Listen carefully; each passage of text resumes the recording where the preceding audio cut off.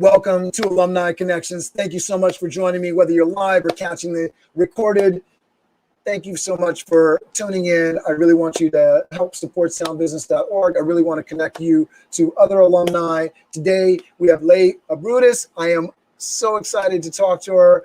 She's an amazing student. We're going to get into the Alumni Connections theme here, and then I will introduce her properly. This is the Alumni Connections Project. We all know Randolph is better than the rest. Even when you progress, you still gotta rep. A Philip Randolph Campus High School. But this is not a test, you should say it with your chest. Be proud of your origin, and if you are proud, support it then. Stronger together through unity, better together. Let's build the community. Randolph isn't a school or a building, it's a legacy. It's not in your past, it's your identity.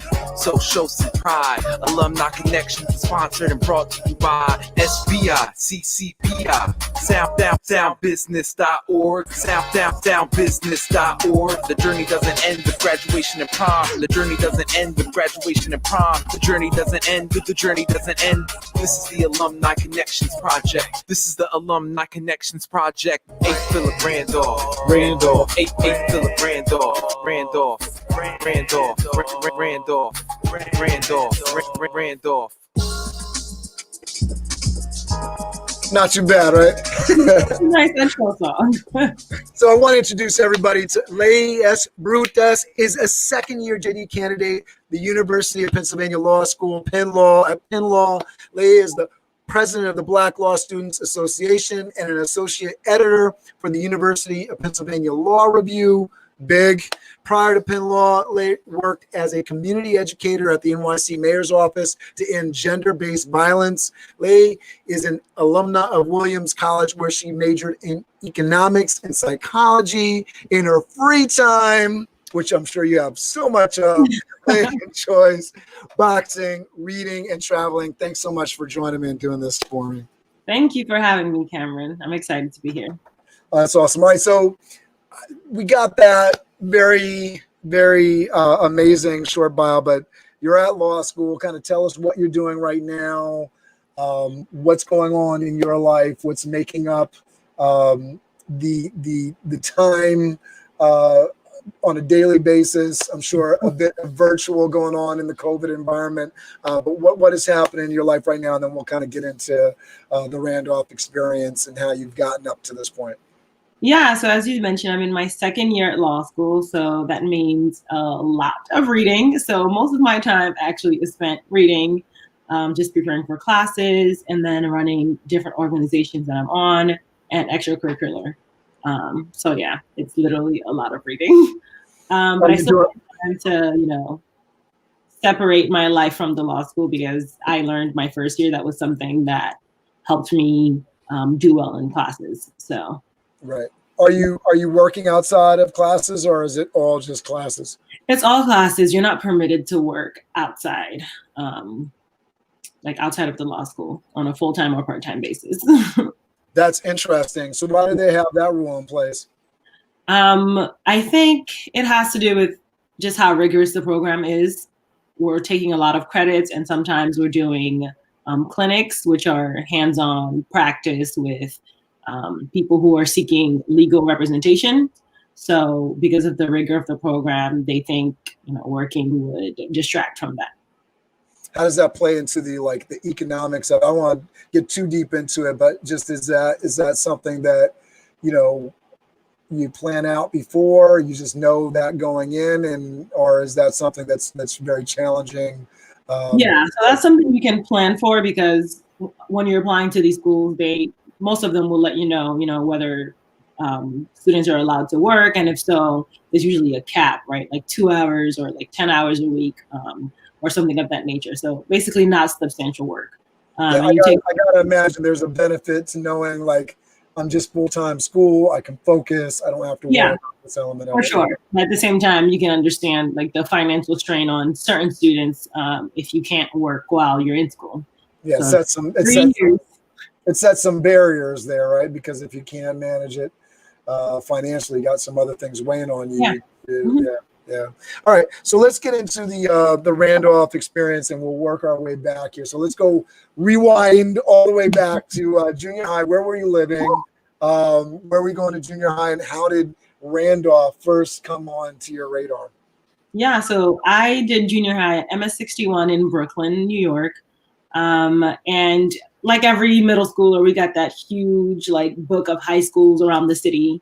And I was just looking through to see which schools had great math and science programs, because at that time, those were the topics I was most interested in. And they used to tell you things like, you know, you need at least an 85 to get into this school. And as someone whose mom lived in Brooklyn, I wanted to go to a school that was not in Brooklyn. Okay. So I tried to. I was going to ask, like, what was the reason behind the commute? That's where Harlem came in. I was like, okay, it's far enough. You know, it's not too close to home. So yeah, so that's how it landed on Randolph. So based on that big book of schools and location. And so what was your first actual interaction with Randolph? How did that go? My first interaction was picking up our ID cards and schedule like a couple of days before freshman year. And I just remember having to transfer on so many trains just to get to campus. I was just like, okay, maybe I made a mistake by car. I gotta say, like, commuting to school or to work or anything is one of those things, like, if you can avoid it. Yeah, I think it was during rush hour. It might have been like an hour and a half from my house to get to Randolph. And I remember having so many conversations with students about, all right, so how many hours are you sleeping? What time? And I was always surprised at like the times that people were waking up at like 5 a.m. in the morning to get to school. Yeah, depending on your schedule. But yeah, when I had first period class, I had to be up at 5:30, try to get out the house at 6:30 to make it. That's wild. You know, that's high school, right? You know, I can't do that right now. I can't be up at 5:30. Like, what is you know, everybody gets their different patterns. I've been trying to adjust because as we got into fall, like, it's been darker in the mornings, but during the summer I was up every day about 4:30 a.m. in the morning. But I haven't been doing that lately. We go through cycles. So your first interaction, you're commuting to school. So what did that first semester of Randolph look like? What were you enjoying? What were you into? What was not so great? Yeah, so I feel like first semester was kind of a blur, or maybe the whole first year was kind of a blur. Mm-hmm. One thing I did have a lot of trouble with, and that I still remember till this day, was getting into the correct classes. And I'm sure a lot of people can co-sign this. So my middle school let you take certain regents in middle school, which meant that when I got my schedule, there were things like algebra or living environment. And I was like, wait, I did these already. And it took maybe a month to try to get into the correct classes. So that's one thing I definitely remember from first semester and first year in general. And it was just a brand new environment, being around people you haven't been around before and making new friends. Yeah, so it was a lot. So tell me about you're in this environment, you're making friends, you're up in Harlem, right? You're not in Brooklyn. So was there folks that you had been in school with in middle school actually at Randolph, or was there nobody? There was no one. No one from my middle school ever came to a school like Randolph. That's wild. So yeah. You're at Randolph, all new friends and everything. You're finishing up freshman year. You're moving into sophomore year. What's that like? Yeah, I think sophomore year also, like, almost everything about high school except for the last year was a blur. But sophomore year is much better. You have your group of friends. You know, you're happy about your schedule for the most part. And it's just a matter of, you know, learning and just enjoying high school. I joined a couple teams. I think at that point I was on the track team. I did a lot of extracurriculars at Randolph. What pushed you to be in so many extracurriculars? I just wanted like another way to have fun, I guess. Because I think, you know, sports and dancing just makes school in general fun. And it's another way to bond with other students as well. So I was interested in track. My sister ran track. So I was like, okay, maybe I'll try it. I did it for sophomore year. And then I was like, okay, no, not totally my cup of tea. But then I found volleyball, and I stayed with that from sophomore year till senior year. So I really enjoyed volleyball. Yeah, and I don't know that, people can notice this from you sitting down being on the camera, but you are on the tall side, right? 5'10", yes. All right, so I remember that being something that was very unique about you in terms of like your sports and just your presence walking around school. I remember that about Leigh, that she was a presence when she was coming through the hallway and coming into the program. Talk to us about your first exposure to CCPI and your, I don't know if you participated in any other college programs inside or outside of school, but I think that's always interesting because one of the things that, and I was asking about the extracurricular stuff because, and I noticed that you have another older sister, so I don't know if there was advice on, putting the high school resume together and the fact that colleges look at more than just grades. I also love, and I'm throwing a lot at you here, but I also know you were doing well in high school in terms of grades. So I'm wondering, what is your advice to kind of be consistently doing well on the grades? So many people in high school, maybe they fooled around freshman year or sophomore year, and then they're struggling to catch up. How did you stay consistent? Why did you participate in all these curriculars? And what were some of the other programs that you were doing on the academic and college side? Yeah, so that's a chunk full, but I'll try to hit every point and just remind me if I've missed one of them. So I had an older sister who went through that process 3 years before me, and ended up at Tufts University. So I knew that, you had to get good grades in high school, but also have extracurricular on your resume, which pushed me to do some things, but not everything that I did. I was just interested in those extracurriculars, like honestly, just interested in like track, volleyball, step team, Desi dance team. And I did a lot of these activities with my friends. So it was, as much as it was, resume builder, it was also just social activity with friends. Every single team I was on, I had a friend on. So that, and doing well. So who ended up dragging you on to these teams? Who do we owe? Who do we blame? Who do we owe credit to? Yeah, so volleyball. I think 3 of us just ended up being interested and wanted to try it on. So Shanice and Ciasia were both on the volleyball team with me. Same with track. Same group of girls were also on track with me. Swimming, I did by myself, and I stopped it after a semester because the chlorine wasn't working well with my skin. So I stopped that. I dragged one of my friends to audition for the Sistas Only step team. I'd always been interested, but I never stepped before. So I just thought I was going to be bad. And I didn't try out for Sistas Only until my senior year. Even though I had a lot of friends like the year above me who were part of Sistas Only. So like the captain, co-captains, they were all part of it. And when they came back to see the show, they're like, "You're in Sistas Only? Wow." I think it was just you definitely kept people guessing, right? Yeah. So yeah, it was a lot of like high school's ending, and I don't want to leave with any regrets, right? So I was like, let me try out. The worst that can happen is they tell me no, and I keep going as I was going. So I gotta say, I think your take on it is probably very refreshing because I just think about, there's a lot of students that are involved, they're getting one thing, but I think, a happier person is somebody that tries a few different things, and you are tasting and really seeing what you liked. And I'm sure that, we'll hear that again as you start talking about the college experience, because I'm sure you continued it, especially from what I've read on LinkedIn and from what you've talked about. So that kind of thing, if you're a young person, being, open to learning. I know that's one of the points that you were wanting people to walk away with today, but being open and jumping on a team, maybe you won't be great, but you'll learn and you'll find out, right? Yeah. At the very least, you find out what's not for you. And that's exactly. And that can be as good as learning as finding something that you like, right? I definitely don't like that. All right. I'm staying away from that from now on.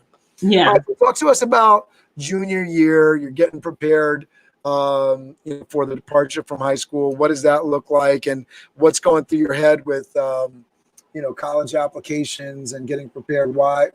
How are you making a decision on what schools to apply to? What was interesting you? What was calling out to you? Yeah, so junior year, as I think a lot of people can attest to, it's just the pressures just increased exponentially from sophomore year. So I tried to get into as many AP classes as I was interested in, because again, that's a thing that colleges looked at. Thinking about SAT scores. So you mentioned CCPI before. I think I did 1 or 2 classes with there was a Kaplan course inside the school itself. I think I did 1 or 2 classes and I was not a fan of it. And then I ended up finding out about Urban Scholars that was running inside City College, and City College just across the street. So a good chunk of my friends, actually, I think it was like 10 of us, signed up for the SAT prep at Urban Scholars within City College. Really like that program, and I think tell me why you liked that over, because I know one of the big things and one of my claims to fame in terms of working with SBI was actually putting on the Cassie program in 2010 and 11, and data tracking and chasing down everybody on scores and all that kind of stuff, which I'm certainly proud of. But one of the things that I've found most interesting about doing some of these interviews, is talking to folks and understanding some different programs, which for whatever reason, I don't know if people are like timid and like, oh, well, I chose this program over here, so I don't want to diss them by telling them about. Meanwhile, I don't know in terms of like what Thompson is about, but for me in particular, it's like, we just want you to get good grades and have as many opportunities and doors open as possible. I don't care where you get the grade from. I don't care where you get the access to the opportunity from. Just get it. So it's been really nice to hear about, I think, hopefully I don't mess this up, but like a Kosua who went over to Harlem Children's Zone, and there was a really great program over there for writing for her that she took advantage of. Mm-hmm. So, there are more resources. Randolph, I think, is a great school because there's so many resources within that building. I went to a smaller high school, and really there was some resources there, but if you wanted opportunity, you were going to have to really go outside of the building to find mm-hmm. something that was going to help you. Randolph is somewhat unique in that it's a larger school, and there are many resources inside the building, but it's so cool that hearing about all the resources. You're in New York City. There are so many different resources, and you're taking advantage of one that's literally across the street from A. Philip Randolph at City College, Urban Scholars. So tell me a little bit about that program and what was the beneficial things, what you liked about it. Yeah, so just on a surface level, the difference I found between the Kaplan and the Urban Scholars program was just cost. So Urban Scholars was a free program, and Kaplan, I don't remember what you had to pay for it, but I remember you had to pay for it. But either way, we were charging somewhere around $379, mm-hmm. which was our way of looking at it was twofold. One, students and parents commit more when they're skin in the game. So like if we offer something completely for free, people are going to value it less. And then the other side of it was we didn't have funding to do it. So it was like, all right, we got a great deal with what we set up, but certainly, it wasn't for everybody. We were able to help some people that, were challenged, but we had to pay for it somehow. But that skin in the game thing, sometimes paying $379 gives you that level of accountability that wouldn't be there for free for somebody like yourself, which I don't know if you can testify to this, but there are some people that can self-direct and self-focus, but that's not everybody. Yeah, no, I definitely understand the funding thing you mentioned, and skin in the game as well. But I just wanted to have a great SAT score, so I didn't really care about the pricing, but I did go to a couple classes, like I said, did the diagnostic. And the learning environment just wasn't conducive to my learning. So a lot of it would just not, or like glance over why certain answers were wrong. Mm-hmm. So like, even if I got something right, I still want to know why A, B, C, and D were wrong, right? Even if the answer choice is E, I still want to know why. So like, let's say this question wasn't a fluke and I actually understand the material. And that's one of the things I got from the Urban Scholars Program. And even though it was free, I think just, again, I said like 10 of us, around 10 of us did that program together. I think it also became like a group accountability thing. Oh, that's great. Yeah. I'm saying, well, you weren't at Urban Scholars on Wednesday, like what's going on? You know, just checking in with your friends to make sure, you know, everyone's trying to do the best they can to get their scores up and apply to schools, and most importantly, get financial aid from these schools because of your scores. I think that's so important too. And so many programs are built around that. And our program, Sound Business, is built around that in terms of bringing the performing arts groups together. That kind of hooks everybody in. And then, okay, you got to maintain a certain GPA to stay in here. So there's that positive peer pressure. So I love that you built that on your own with your friends to sort of stay accountable to each other. That's awesome. Yeah. All right. So you did this program. You got a great SAT score, I'm imagining, right? Yeah. Well, I SAT score. And then what was the decision making around where you were applying and where you wanted to go? Yeah, so I think SBI actually played a very big role in the types of schools I wanted to apply to. Just going into high school, even sophomore year, I just had heard about all these Ivy League schools, and I was just like, okay, maybe that's something I'm interested in. You know, the University of Pennsylvania's, Browns, Harvard's, etc. And then I remember Thompson talking about the benefits of small liberal arts colleges, where you can get essentially the same education, but the school's so small that you also get that individualized attention, right? You're not just a number in the classroom.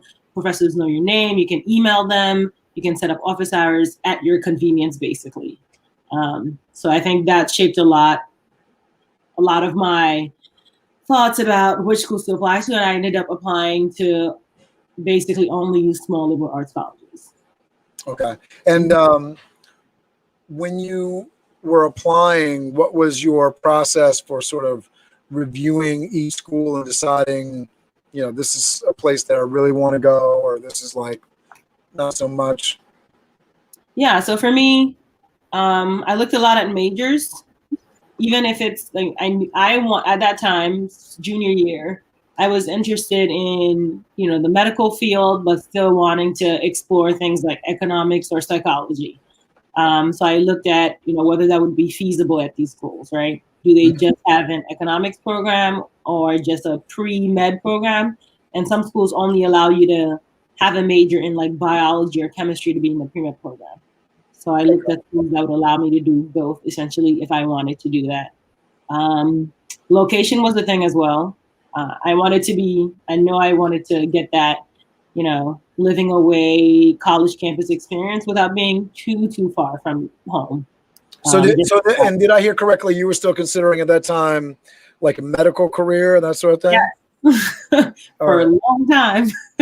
So what, and I may be kind of, sort of getting too far in my head of stuff and the story, but I'll wait on that. So you're deciding, you're thinking you're going medical track. So you're applying to the schools. What made you finally land on Williams? What were some of the other schools that you got into, and what made Williams the place you wanted to go? Yeah, so I did the Questbird Scholarship, and how that works is you basically apply early decision to a handful of schools, and they're at your choosing. An early decision means you get in, and it's a binding contract. So I put my application in for Williams, Swarthmore, Amherst, and Haverford. I think and Middlebury were the 5 schools that I put my application with. And the way it would work is you have a ranking, and they would only send your application to the following ranking school if you didn't get into the first one. So I ranked Williams as my first school, so I don't know if I would have ever gotten into the others, but I ranked Williams as my first school. They accepted me, and that was that. So I couldn't really speak to other schools that I got into, but the schools I was considering. And why was Williams like pinpoint top of the pile? Yeah, so just, I guess, ranking wise, Williams was like the #1 small liberal arts college. They had a really strong econ program. And again, by that time, I was really interested in economics. So I was like, okay, I can do that, and I can still pursue a pre-med track if that's what I want, or completely pivot and do psychology, which I ended up doing. And location, it was very secluded, and it's kind of weird to say, oh, that's a reason, but I knew I would never live in a place like that. So the best way to get that experience would be the 4 years of undergrad, where I knew I'd come back to New York after it, because I would never live in Williamstown. We talk about that too, right? Just getting that different experience, not you grew up in the city, so let's get you out, and I love that, and I love that about your story, that you're tasting and all that. So you get into Williams. Did you visit Williams before all this went down in terms of like making your final application and final decision? Yeah, so I didn't get to visit because the program didn't do visits to Williams, but I did like a virtual tour. I called admissions and spoke to a couple people. They put me in contact with other Black students, and I was able to have like a quick phone call with a couple either alum or current students. And I felt like that was enough for me to make my decision, but I also understand the importance of visiting a school, which I did when I was applying to law school. So that's awesome. Yeah. And I love that you mentioned like talking specifically with Black students, because I know, this is something that is a major part of, you're going someplace, spend 4 years, like, is this a cultural fit? Is this a place that's going to welcome me? Am I going to feel completely out of place? So once you got accepted, summer, you're getting ready to go away, butterflies in the stomach, I can imagine, right? What was that first experience like being on Williams campus? What was the culture like? What did it live up to the conversations that you had on the phone, or was there a culture shock? Yeah, I mean, it lived up to the conversations I had on the phone. Everyone told me, it's very beautiful, mountains everywhere. Like, I saw cows in real life for the first time. So that's how secluded the campus was. But it was still a culture shock as someone who, migrated to Brooklyn from Haiti, lived basically all their lives in New York City, and was used to seeing a lot of diversity, but that wasn't the case at Williams. It's just, it was diversity was not like a big thing at Williams. So yeah, it still ended up being a culture shock. I ended up doing, they let you do certain trips in like orientation. And I ended up doing this hiking trip. Again, new experiences, never hiked before. So I got to I can't imagine hiking the first time in college. I'm trying to think what that would feel like. You're sweating. You probably never sweated before. Yeah, they gave us a list of things to pack, but it was still like hiking boots are recommended but not required. So I didn't get hiking boots just because the expense, but also I didn't know if I would like it again. Was not a big fan of hiking, but I did like the experience. So yeah, I'm more of a glamping kind of person. Yeah, I hear that. So did that play a major role in your talk to us about Williams, just in terms of like the rigor and the actual experience of it? Did any of the diversity stuff play a major role in your experience there? Was it not a big deal? What was daily life like at Williams? Yeah, so culture shock and also academic shock, if that's a thing. I think absolutely. The rigor of the schools can be challenging. So many people having that moment of breakdown. I want to go home. Yep. I want my mommy. So most of my classmates came from either private high schools or public high schools in different states that are not New York City. So all the other New York City people were from private schools or specialized high schools. So while Randolph was a great school to get your education from, like high school education from, Randolph is also not as rigorous as any of these other high schools that people are coming from. So just competition wise, my academics were just not up to par when I first started. I had never had to struggle this much to understand materials. I was just used to everything either clicking automatically or I'd think on it for a bit and it would click. And that was not happening my first semester. It was very difficult. So I did have that moment of, oh my God, what am I doing here? Do I belong here? You know, imposter syndrome kicked in real hard first semester. And how did you get through it? Yeah, so I ended up joining. So twofold. So the first one was just conversations with my sisters or just friends from high school, again, still relying on that support system, about realizing that my shortcomings in college weren't because, you know, I wasn't up to par or anything. It was because I was starting at a disadvantaged viewpoint than everyone else was. So I had to keep that in mind, like, okay, you can do this. You know, maybe you weren't as prepared as everyone else coming in, but you have the tools.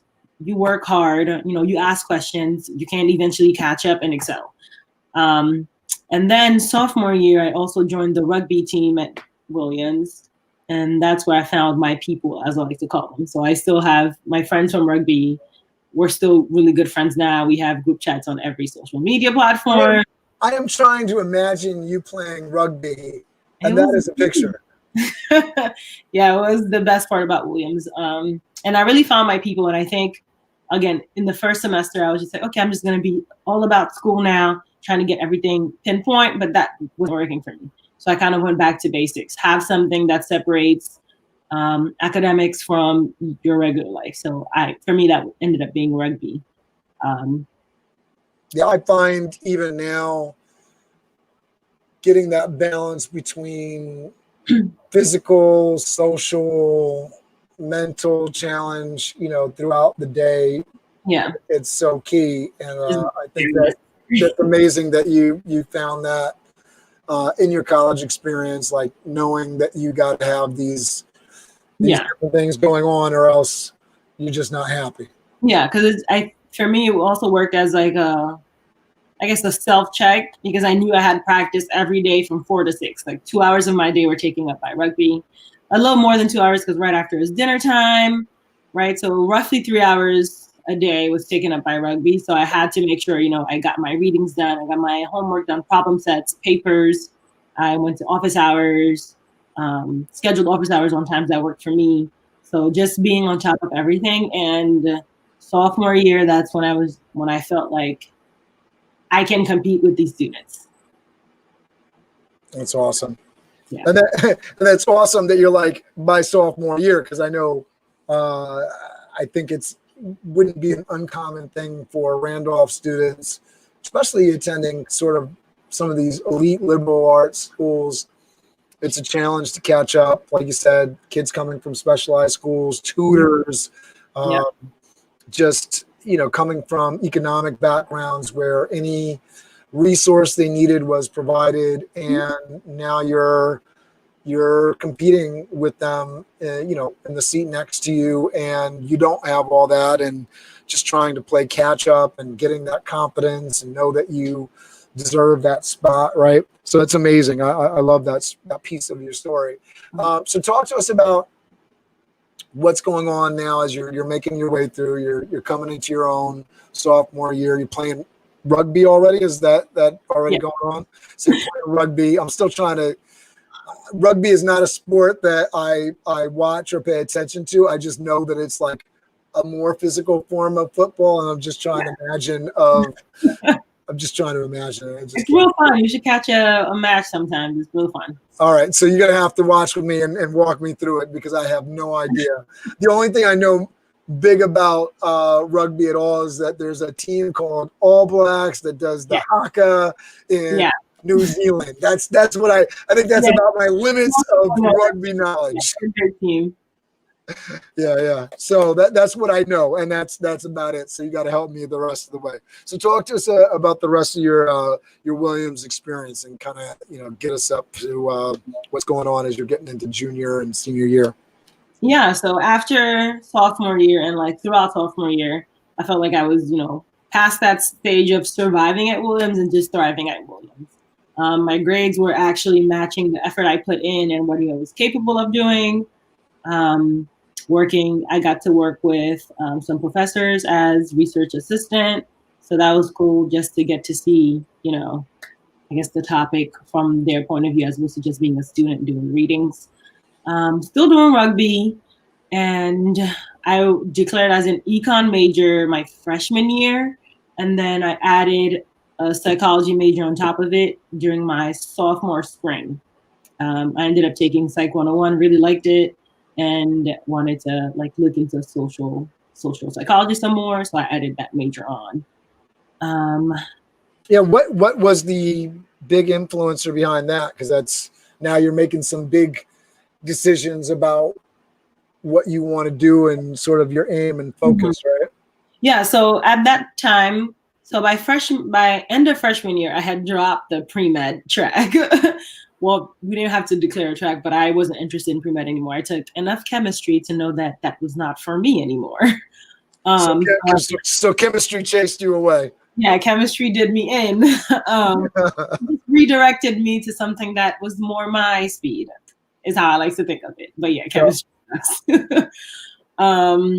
So yeah, I was still interested in economics, and then after taking social psychology, I found out about this field called behavioral economics, where you just run studies about, well, not just run studies, but at that time, what I had learned about it was that you run studies about how people behave, because economics assumes that people are rational, and then psychology tells you people aren't. So that field kind of combines these two. And there's so many career opportunities you can go into. So I was like, okay, that's interesting. I like the topic regardless, and I could see myself in the behavioral economics sphere. So that's why I ended up adding that major on. Now, it's such an interesting field. Was there something particular about your past or what was going on in the world that said, this is something, I want to understand how people are behaving, and was there something that was drawing that? Was there a problem in the world that you wanted to solve that drew you into that? Yeah, so in my social psychology class, we did a lot of we looked at a lot of studies having to do with race and people's biases, and all of that. And I think it was at that time too that it was being broadcasted on every national TV about every national television channel about, what was going on in the real world outside of the Williams bubble. So Trayvon Martin was getting to be around that time. So all of that was happening, protests, unlawful killings of Black people. So I think obviously there was some, I guess, influence with what was happening in the real world to focus, where I wanted to go with my studies. And what was that? How many years ago was that? That was 6 years, around 6-7 years ago, and that's still happening. Yeah, no, and I think that's, we're all, I think, growing impatient, and for good reason.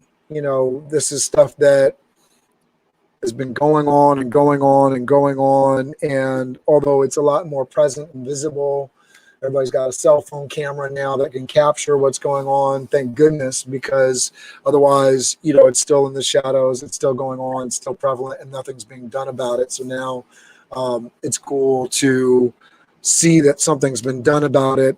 I don't have all the details, but I know that one of the officers involved in Breonna Taylor's death is actually being charged today, which is like, we've heard story after story. It goes to the grand jury, and then there's no actual formal action taken towards the police officers. They were rightfully scared, so that was why the person had to die, that sort of thing. And today we're seeing a little bit of a change in that narrative. We'll see what it all plays out into. This is something that shouldn't have happened.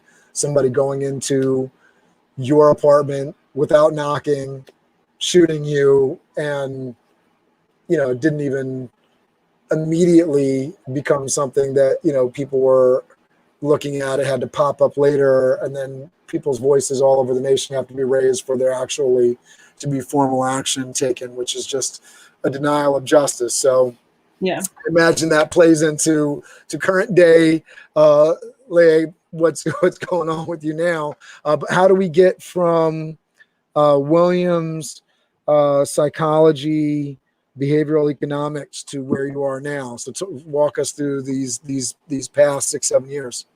Yeah, so senior year, the economics major and I guess outcome that I was thinking of doing kind of, you know, lessened a bit, and I started to look more into the legal field. Again, everything that was happening around that time, even more Black lives were, you know, being killed at the hands of the police. So again, that definitely influenced. And my older sister actually was working at a law firm, intending to go on to law school. So I'm sure that played a role too, hearing her talk about the different things she wanted out of law school. But I wasn't fully sure, so I decided to take a few years off between undergrad and whatever, you know, law school, if I had decided to do that by then, just to solidify my decision, you know, because it's a timely endeavor, but also a costly endeavor. Yeah. I wanted to make sure that, you know, this was something that I really wanted to do. I ended up working at the mayor's office as a community educator in domestic violence. That's something that, you know, I've always been interested in, or being an advocate of survivors, and seeing that position, I thought I could get some, you know, do some actual helping for people, but also get, you know, direct client interactions with you get a lot of the time as an attorney. So I did that for. How did you get hooked into the mayor's office? Yeah, so I had just graduated and I was just looking for jobs back home. And I ended up on a posting for that job. That's literally how I found it.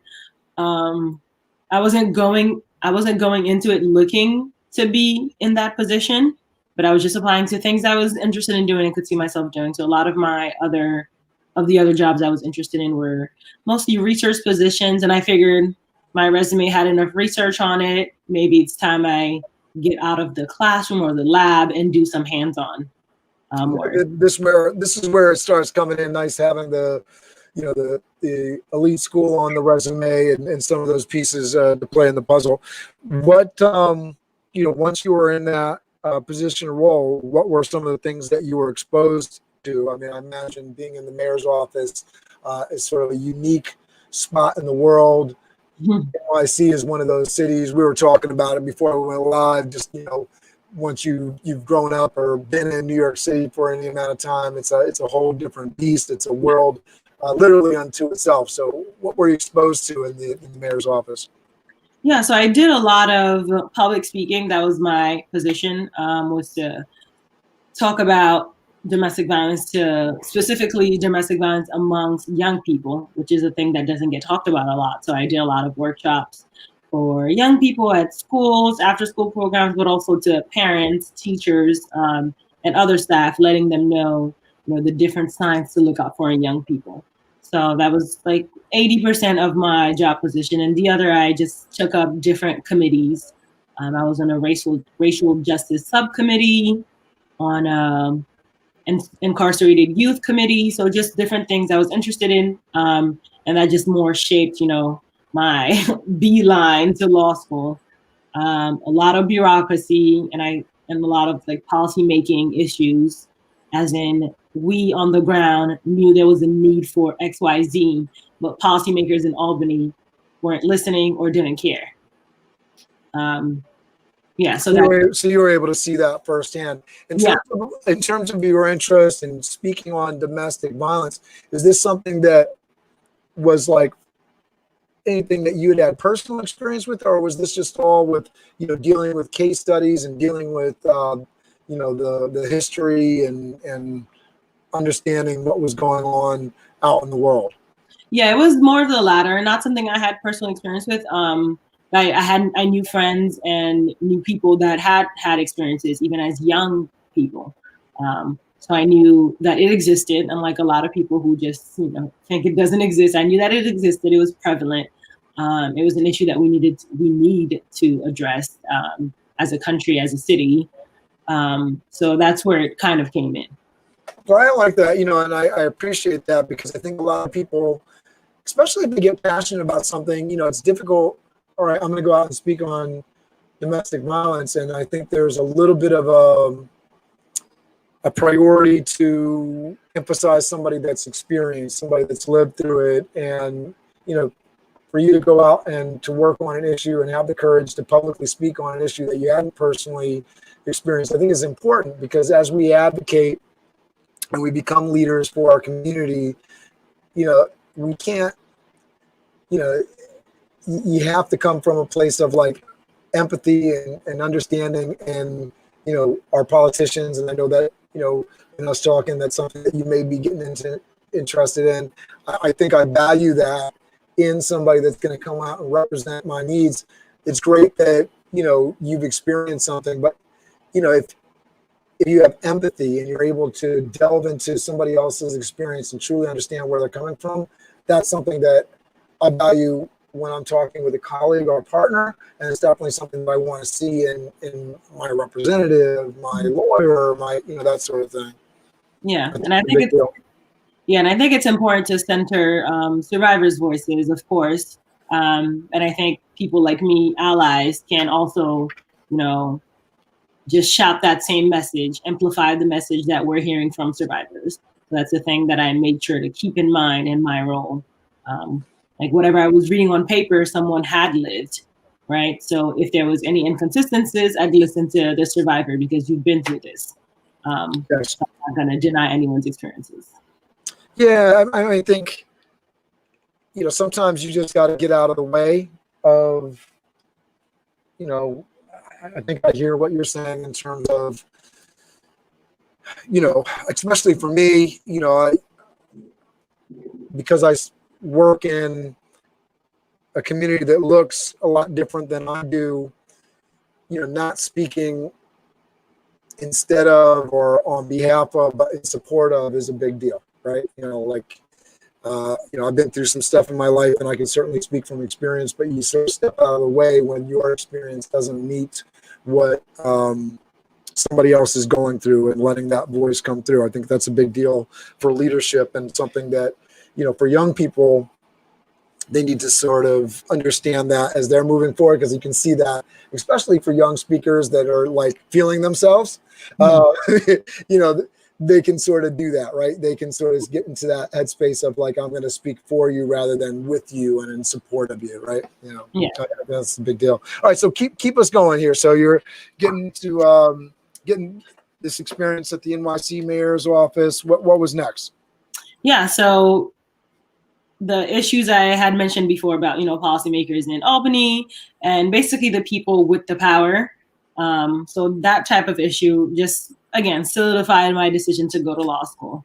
And I did a lot of research about, what types of school to apply to, financial aid, all of that consideration. We think about college, but with the added stress of, not stress, but added thought about, being able to find a job, because, we're not sure if I'm going to graduate in a recession or not. So, yeah, so I ended up, trying to apply to the best law schools that I could possibly get into. Did you already have debt from undergrad? So Quesbridge pays for everything for undergrad, so I had like minimal debt. No, yeah, I dropped below into the comments this, and I'll make sure I go back and update as I post this on different stuff. That's something that people can apply to, because that's an amazing program and an important part of the story, which is why I want to ask that question, because you're going into law school with, so you had no debt, not from lodging, not from anything? Yeah, so I had some debt from lodging, but that was basically a choice on my end. But that all plays into because you can't, I think the naive thing, especially for students, like, I got this college aid package and they're going to pay for 100% of tuition? What about board? What about, what about some of the other things? What about food? Some of that kind of stuff. So that all plays a role into it. So you had a little bit of that. So you're going into law school, which is, imagine, I don't know if you've got more scholarship opportunity there, but I imagine it's somewhat costly. Yeah, it is a very costly process, which is a whole other conversation. But yeah, so I did get some scholarship to go to law school. So kind of like college, there's this test called the Lsat that you have to take, and basics of it, and I'm simplifying this a lot, is the higher you score, the better chances of getting money from these schools. And obviously they take into account, at least the schools I applied to took into account financial need and all of that. So some of my law school education is being funded by the school through scholarship, and some of it is being funded through loans that I've taken out. But yeah, very costly process. So when you made the decision to go to law school, and I know you said you were interested in public policy, possibly getting into politics, what is the sort of financial plan around the debt and how you're going to mitigate that coming out of law school? Yeah, so unfortunately, all the positions I'm really, really interested in for like a long-term career in don't pay that much starting out of law school. And that's just a fact of the legal field. There's like a bimodal curve to the salaries coming out of law school, depending on whether you do public interest or government, or if you want to go into a private firm. So to pay off my debts from law school, the plan is to go into a private firm for a couple of years, get experience, do some interesting work, and then transition out to government work once I can financially afford to do so. Okay, I got you. All right, so we'll get a little bit more into like who you need to be connected with at the end of this, but we already know we need to connect you with some folks that have some opportunities at some private law firms that can help pay back that law school tuition. Yeah. So you got a little bit of funding to attend UPenn Law, right? Mm-hmm. What has that experience been like in terms of getting in and getting used to life in Pennsylvania? So you went from Massachusetts back to the city and then moved to Pennsylvania. Yeah, to Philadelphia. Yeah. So I'll say this and add some caveats, but I'm really liking law school so far. My first year, I know for a lot of people, first year can be super tough, and it was definitely academically rigorous, a lot of reading, like I said. But again, I was confident in my choice of choosing Penn Law. It has a great community, and then the Black Law Students Association, or just BLSA as we call it, is just a really good community of people. Provided a lot of support coming in, either academic support or just support in general. So yeah, that was the thing that I was very happy about. Yeah, wait, what else did you say? No, oh yeah, Philadelphia, right? So yeah, I mean, getting used to like the change in location. You can talk to me about what Philadelphia is like, but I mean, the fact that you're the president of the Black Law Students Association, like, I mean, you're in your second year. Is that common for somebody in their second year to be the president of the Black Law Students Association? Yeah, so I'll go Philly first. Obviously, being in Philadelphia is much more different than being in Williamstown. Like, Philadelphia is a city. It's diverse. I see Black people everywhere I go. So that's nice. It's not Brooklyn, it's not New York, but it's pretty close. It's not even that far. So I've done day trips back home to see my family sometimes.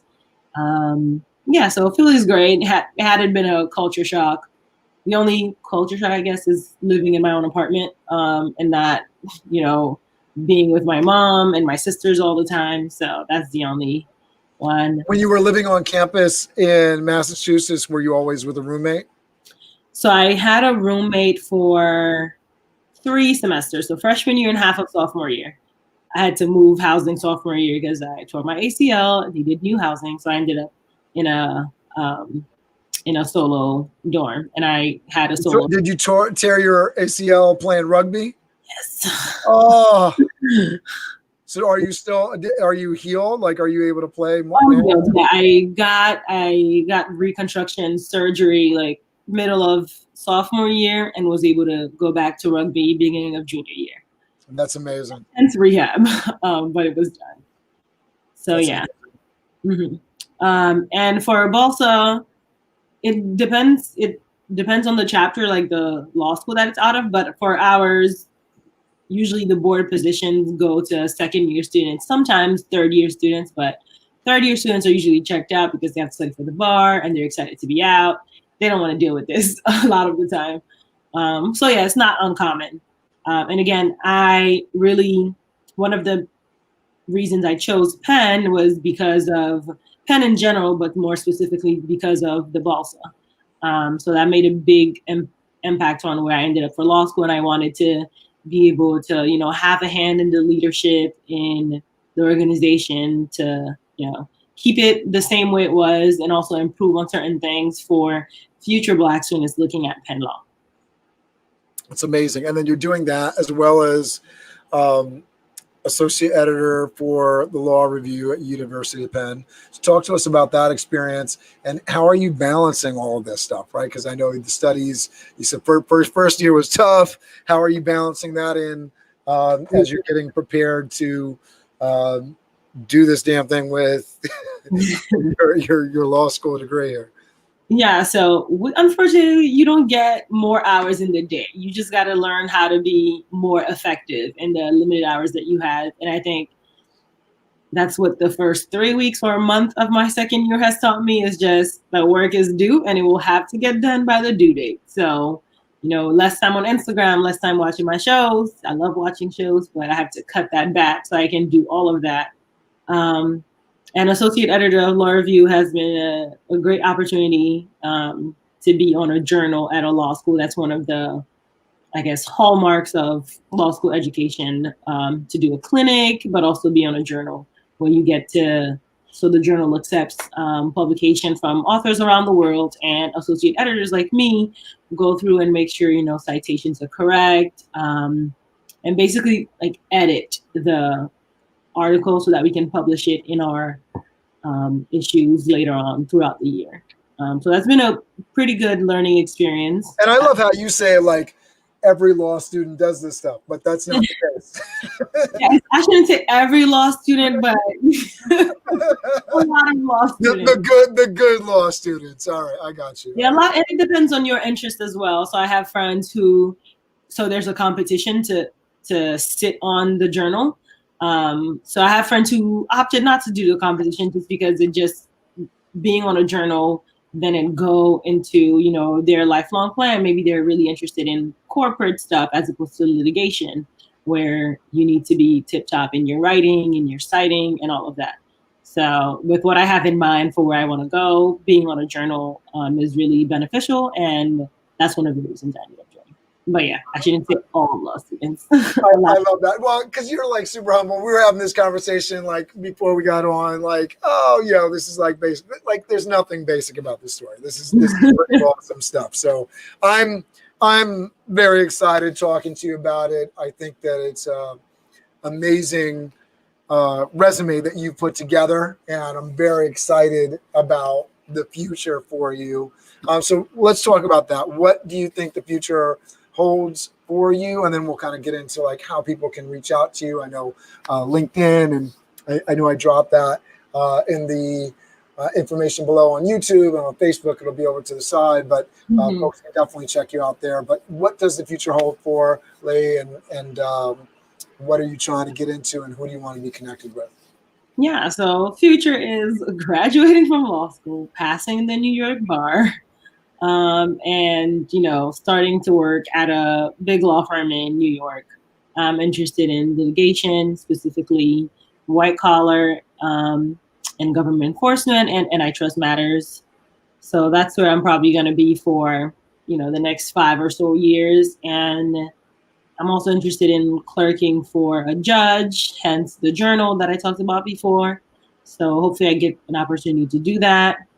And I think that's when I'll set up my entrance into government work and, perhaps public policy and politics like we talked about. So that's my plan. And definitely to anyone watching now or later, add me on LinkedIn, message me on LinkedIn. And if you're interested about any of the things I've done before or I'm interested in doing, message me, give me advice or ask for advice. I'm here for it all. That's awesome. And I know we talked about before we jumped on that you are approachable. So you will not bite if people reach out to you on LinkedIn or any other social media. Especially if we have a connection before, like you're coming from Randolph, you did XYZ, you're from Brooklyn, whatever it is. That's awesome.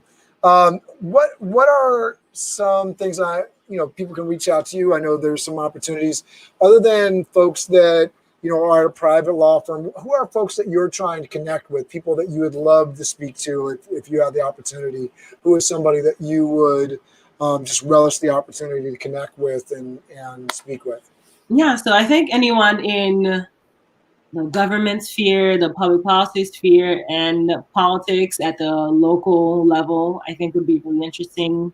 Because I think a lot of times when we think about politics, we think, senators, we think presidents, but there's something to be said about the work that's being done at the local level in our boroughs. So if anyone has any experience in any of these fields, I'd love to, pick their brain, talk to them a little bit about how they got there, how is it, and all that stuff. That's amazing. All right, so I'm going to leave it at that. I'm going to let you say goodbye to everybody. Thanks so much for doing this for me, Leigh. I am so excited about what the future has to bring for you. I'm so excited about what you're doing right now. And I'm really happy that you got on here and shared your history. I know that people can benefit from hearing your story and learn from your success and some of the different things that you've gone through. I think that brings a lot of value to people. So thank you so much for doing this. Yeah, and thank you so much for having me. Actually going through like the history and all the way back to middle school, I don't know, it was kind of nice. I hadn't thought about any of these, different things I did in high school, any of that. So it was really nice. And thank you to everyone watching. And again, just message me on LinkedIn, add me on LinkedIn if you're interested in anything else. All right, we're going to get into my Alumni Connections theme song once again. So you gotta check out. This is the I know I was talking to Leigh. Project. You can look at more interviews on YouTube. We actually have an SBI channel. This will be posted on Randolph Campus High School. But this is not a test. You should say it with your chest. Hang out for me, Leigh. I'll talk to you in a moment. Are proud, supported then, stronger together through unity, better together. Let's build the community. Randolph isn't a school or a building. It's a legacy. It's not in your past. It's your identity. So show some pride. Alumni Connections is sponsored and brought to you by SBI, CCPI, SoundDownBusiness.org, SoundDownBusiness.org. The journey doesn't end with graduation and prom. The journey doesn't end with graduation and prom. The journey doesn't end with the journey doesn't end. This is the Alumni Connections Project. This is the Alumni Connections Project. 8th Philip Randolph, 8th Philip Randolph.